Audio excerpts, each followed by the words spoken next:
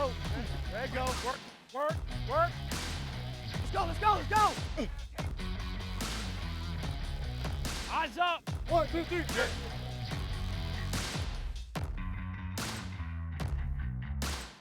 Welcome to Practice Today, presented by SiriusXM. The Jets are quickly turning the page to their Week 4 matchup against the Denver Broncos on Thursday Night Football.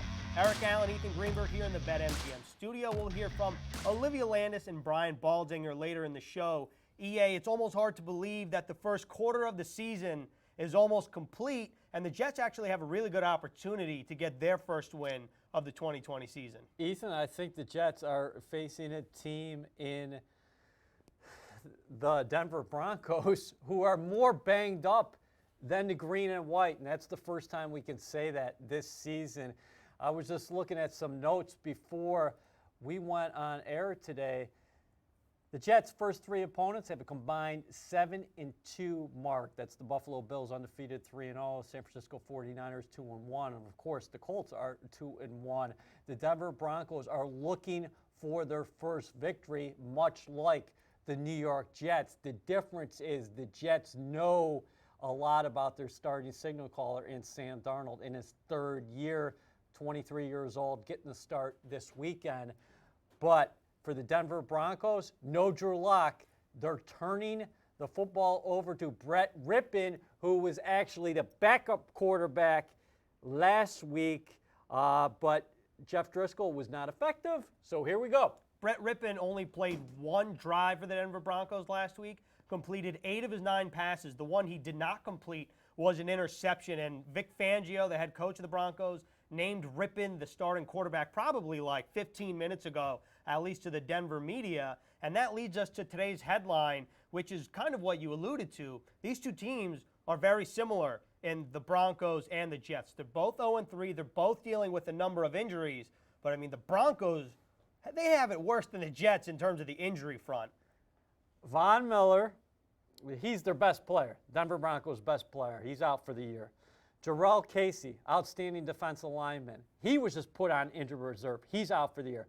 Cortland Sutton, their number one target on the outside. He's out for the year. We mentioned Drew Lock, the starting quarterback. He's out for a little bit longer. Brett Rippon getting the start. Philip Lindsay, outstanding running back. They hope he returns this week. But on the defensive side of the ball, you go back there, A.J. Bouye out as well. I mean, the Broncos are so banged up. We've talked about, that's been a common theme here for the New York Jets. No excuses this week because they are facing an opponent in the Broncos who are so banged up. And before the season, when we were talking about, hey, maybe that could potentially be a playoff team in the Broncos, but they're in the same boat as the Jets, just looking for their first victory to head into a mini bye for both of these clubs as they start the season's second quarter. And it's particularly difficult for the Broncos. Short week, coming off a loss, traveling from the West Coast to the East Coast. So the Jets have a good opportunity to get their first win of the season.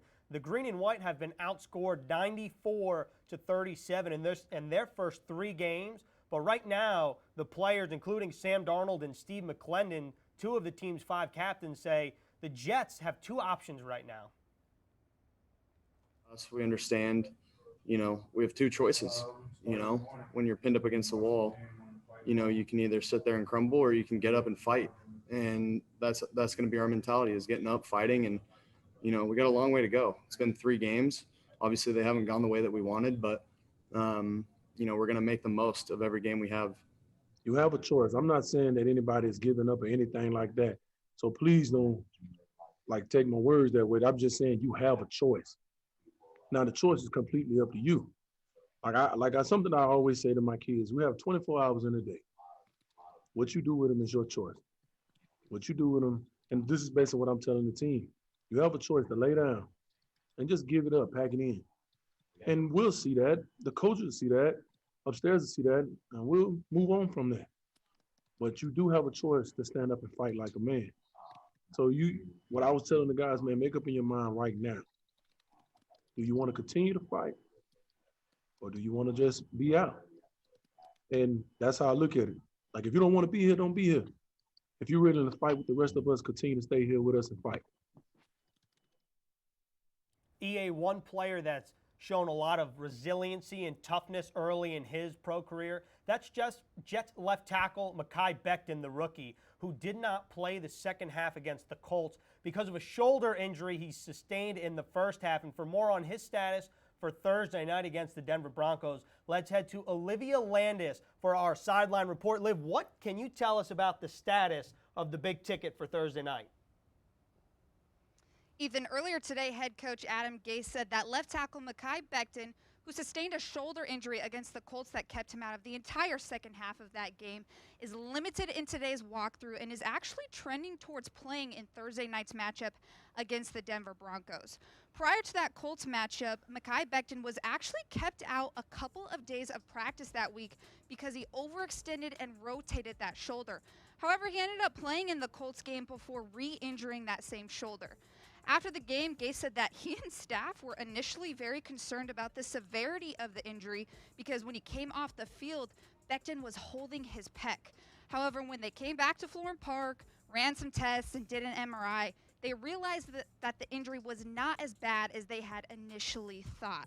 Gase said that the rookie left tackle is extremely motivated to get back on the field. And he said, listen, the run game is much, much better when Mekhi Becton is inside and playing along that line.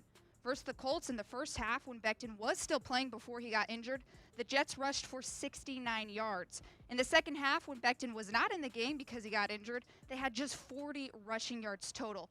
So it's fair to say that Mount Becton makes a very large difference, no pun intended, along that offensive line. And as it stands right now, we might just be able to see this rookie make his primetime debut this Thursday against the Broncos. That's great news, Liv, because I think Mekhi Becton has been the Jets' best player through 3 weeks.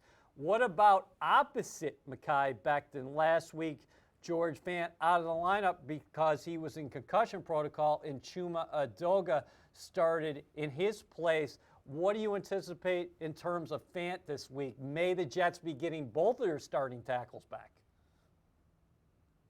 Like you said, EA, last week, George Fant was placed in concussion protocol, missed the matchup versus the Colts, and like you said, that second-year offensive lineman, Chuma Edoga, did take his place. However, earlier today when head coach Adam Gase was speaking to the media, he said he will also be limited in today's walkthrough. That's George Fant, of course, and he said he remains hopeful that he will be able to get him back out on the field this Thursday. But he said, listen, this is just an estimation because they don't actually have a real practice this week. Because of the short week and because it's primetime game this Thursday, it's more just walkthrough. So he said it's just an estimation, but he remains hopeful that Fant will be back out on that field on Thursday. Awesome, Liv. Thank you very much. Good injury news for the Jets, and what a difference that could make for this Jets offense considering how banged up that Broncos defensive line is. No Von Miller, no Jarrell Casey, but there is Bradley Chubb, and they'll have to account for the number 5 overall pick in 2018. But now it's time for Keys to the Game with Eric Coleman, presented by SiriusXM. Eric Coleman wears many hats. He's a SiriusXM NFL radio host and, of course, a Jets 360 contributor. Hi, this is Eric Coleman from SiriusXM NFL Radio. And for the matchup between the New York Jets and the Denver Broncos this Thursday, my keys to victory for the Jets are applying pressure on the defensive side of things.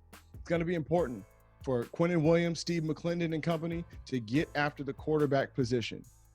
The Broncos don't know if they'll be starting Brett Rippon or Blake Bortles. Rippon is the rookie, the undrafted rookie from Boise State, and Blake Bortles was recently signed this week and is off the street. So either way, applying pressure is going to raise the chances of the Jets forcing turnovers and getting off the field. The Broncos are injury playing 11 players and 5 starters on injured reserve. So if the Jets want to play well, they have to play as a team, tackle well, take care of the football, and get after the quarterback. Those are my keys to victory. Eric Coleman really trying to show off the guns there. Well, this is our Stats Amazing segment, courtesy of Randy Lang. Al Doro was the quarterback in the franchise's first win over the Broncos in 1960. Doro was the was a starter in the Titans' third game of their existence.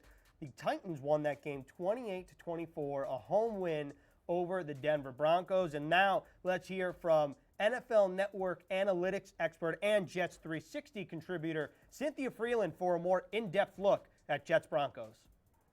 Thanks, guys. There's a few key numbers I want to mention for this Thursday night's matchup with the Broncos. The first, 77%, as in 70% of Frank Gore's rushing yards in last week's matchup with the Colts came after contact, which is a big deal, especially because the Broncos defense in their first 2 games gave up a ton of rushing yards, and that will help keep Sam Darnold throwing passes and from committing turnovers. The next number I want to bring up, 50%. The Broncos defense allowed 50% of third downs to be converted last week when they played Tampa Bay. This is a great sign because the week before that against the Steelers, that number was only 17%. Last but not least, another 17%. That's how often Tom Brady was under pressure against the Broncos defense in week 3. That's a great sign in keeping Sam Darnold upright and throwing those deep passes like the ones we saw to Braxton Berrios in the past 2 games. Both were super impressive. For more numbers and context just like that, join me and Dan Grassa before this Thursday night's matchup with the Broncos. We'll see you then. Back to you, Ethan and EA. From one NFL network talent to another and another Jets 360 contributor, let's welcome in Brian Baldinger. We usually have Baldy's breakdowns, but now we have Baldy on the show. Brian, thank you so much for joining us live. Well, it's good to be with you guys. Short week. Not a lot of time to kind of lick your wounds after, the defeat in Indianapolis. So on to Denver, as, most coaches like to say. So the mad scientist is in the film room right now. That, of course, is Brian Baldinger. Baldy, Mekhi Becton, you loved him coming out of Louisville. Has he lived up to your expectations early or exceeded them? What have you liked most out of big number 77?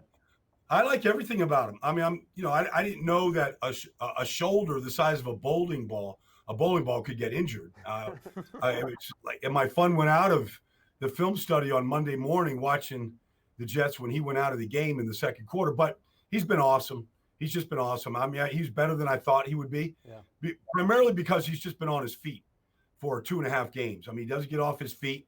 He has control. He understands defenses, and he's a finisher. I mean, he finishes as well as any tackle in the league right now.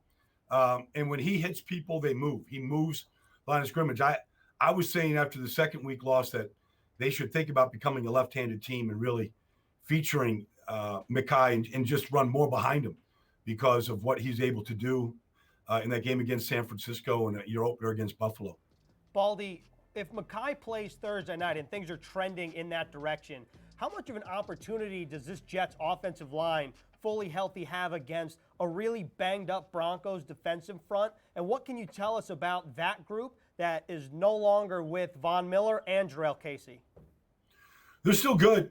As Cynthia Freeland just said, they still pressure Tom Brady. Shelby Harris and Bradley Chubb, inside and outside, is a pretty good duo. Brady, on a number of occasions, could not step up because of the pressure by Harris. He had 2 sacks in the game. They have really active linebackers. Anthony Johnson is a guy that people don't really know about out of Tennessee, but he's he's a lot like that middle linebacker in Buffalo. He's 6'5", he's 250 pounds. He's got a lot of range to him, but Bradley Chubb is a great player. He was a great player his rookie season when he had 12 sacks, and not just as a pass rusher. He's just a complete player, and he mostly comes over the right tackle, but he'll flip back and forth. One thing I know about Vic Fangio's defenses, whether, he was leading the league in takeaways in San Francisco or leading the league in takeaways in Chicago, they're a front 4-base defense. And so they don't blitz a lot. I know Jurrell Casey is out, but Mike Purcell is a very good football player inside. He's hard to move at defensive tackle. They're still a front 4 defense, and you still have to defeat that 4 in order to have success. The Jets are going to be facing a backup quarterback. Well, actually, the backup's backup in Brett Rippon, who is going to make the primetime start. If you're Greg Williams, what are you dialing up for Rippon? Because we know the Jets, first things first, if Phillip Lindsay's back, they got to contain the run. They do, and they'll try to run it. I mean, that's what they're kind of built around. They lost the right tackle, but it doesn't matter. They're going to try to run it. They got a bunch of good ones, and both the runners. Phillip Lindsay has elite speed. Melvin Gordon is a great dual threat. He catches the ball really well. When I watched Brett Rippon last week, he completed 8 or 9 passes. but everything came out quick. And so I'd tighten up my coverage if I was Greg Williams. I'd really challenge the quarterback and the receivers. I know Jerry Jeudy's got great speed, and so does KJ Hamler and Noah Fant. All those young players have great speed. But, I mean, I would disrupt the timing between Rippon and those receivers right now. I would not lay off them. I'd get up on them, and I'd press them, Pierre Desir and the guys. I'd get up right in their grill and really, make them beat me over the top and make them beat me with, pinpoint throws and make Brett Rippon hold it as long as possible. Baldy, the Jets are 0-3 right now. Earlier in the show, I said the margin in which they've been outscored, 94-37. But what do they need to do to come away with a win Thursday night? Well, I mean, look, they have to execute better than they are. I mean, there's chances for Sam Darnold to make big throws down the field. He's just not making the throw. He's eating it. He's scrambling. But, you got to make the throws. I mean, that's always, big chunk yardage and always gives the offense a lift when you can create those kind of plays that'll loosen up things for LaMichael Pirine and Frank Gore and the guys up front.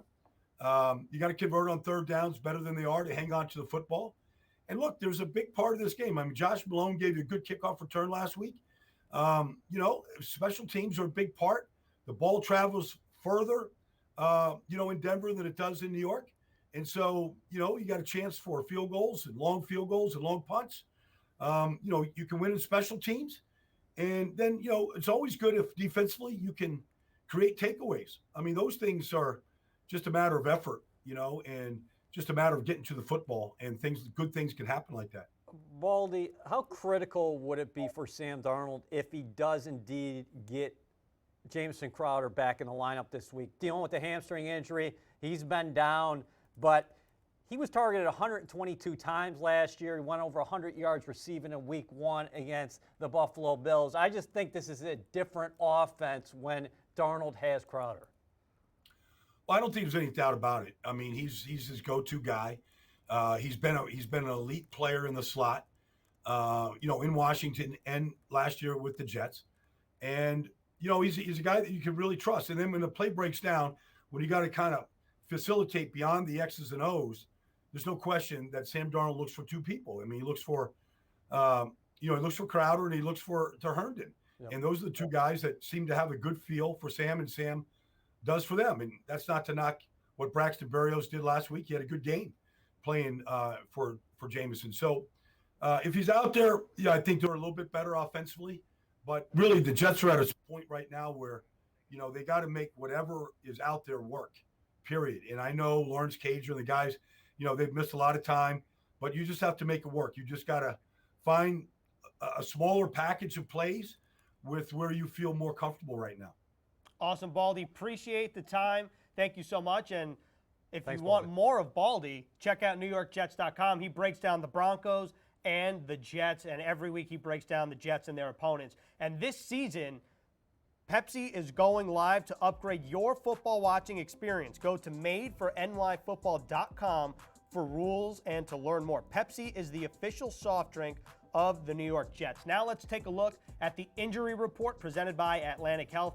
Rather good news for the Jets. All those guys on the top block are limited in today's practice, and we haven't really touched on this.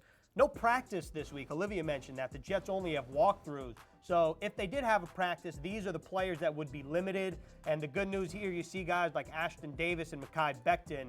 But one guy on the bottom there, Prashad Perriman, will not practice, will likely not play. Yeah, let's stick on this graphic just for a second. All those guys that you just mentioned up top who would be limited based on an estimation if you were on the practice field, they're all, Adam Gase sounded very positive about all of their chances playing Thursday night against the Denver Broncos. Perryman likely out with the ankle, like you mentioned. A lot of people continue to ask us, what about Denzel Mims? What about Le'Veon Bell? What about Blake Cashman? All those guys remain on injured reserve. They were supposed to, or they have to miss 3 games. This is the third of those 3 games. So that trio, Mims, Bell, Cashman, eligible to return next week. Gase did say that he anticipates Jeff Smith, wide receiver, to come off injured reserve this week. So the wide receivers getting another addition because we talked about Crowder. If you get Crowder back in the lineup and Jeff Smith, you're starting to get healthier there. So positive signs on the health front for the Jets. One player that's eligible to return off of injured reserve is the other Smith, is Vincent Smith. But remember, Vincent Smith didn't really practice in training camp. He went down real early with the abdomen injury, and he was supposed to miss 5 to 8 weeks. Adam Gase said that he needs a full week of practice before he can think about playing him in a game, which leads us to Jeff Smith, who had a nice training camp, got some first-team reps. But I want to talk about Jamison Crowder, because you mentioned him with Brian Baldinger, how this offense looks different with 82 in the lineup. We saw that week 1, he had that 69-yard catch-and-run touchdown. But with him in the lineup, what changes for Sam Darnold and this entire offense? I just think it's like a guy you're so comfortable with, is that he can beat man coverage. He knows where to sit in the zones. He also can get down the field. We saw him breaking tackles here against the Buffalo Bills. He is also a guy who can convert a lot of times for you on third down. I'm gonna find it. What I'm looking forward to as well is, I wonder if Adam Gase is going to try at times to get Crowder and Braxton Berrios on the field together at the same time, because Berrios has been good the last couple weeks. I realize they say they both play inside, but both effective receivers. So I wonder if there's an opportunity at times against the Broncos where you're going to see both of those guys in the slot. Let's wrap up practice today, presented by SiriusXM. Talking about the Jets quarterback, number 14. We haven't really discussed his performance last week. Obviously, the 3 picks, 2 of them were pick sixes, not his best game, but he plays a banged-up Broncos defensive front and defense overall. And just as a fun note, Sam Darnold's first ever victory came against the Denver Broncos at MetLife Stadium in 2018. And that's amazing. That sounds like some Randy Lang trivia for you. The Jets did a lot of good things early against the Indianapolis Colts in terms of moving the football. Yeah, that pick six, the early pick six, Adam Gase talked about how you would like to see Lawrence Cager run that route a little bit differently at the top. But the Jets bounced right back and marched down the field and culminated an impressive scoring drive on a great play from Darnold to Braxton Berrios, as those two connected for a scoring pass second consecutive week. But the Jets were getting things going on first and second downs. We talked about being in third and manageables. We're seeing that. Where the game changed last week was when the Jets were down 17-7. They had a first and goal at the 7. And then Darnold was picked off. You can't have red zone interception. So if you can continue to move the football early and stay in third and manageables and convert in the red zone, you're going to be onto something. Hopefully the Jets take what they've replicated early on in the Indianapolis Colts game and really early on against the San Francisco 49ers marching down the field. Just got to finish those drives. Continue to punch it in the end zone, get 7 points, not 3, and they have a good opportunity to do so on both sides of the ball against a banged-up Broncos team playing the backup's backup quarterback, of course. Brett Rippon will start for the Denver Broncos. And that's all we have here on Practice Today, presented by SiriusXM. We'll see you on Thursday night with Pregame Central, presented by Pepsi.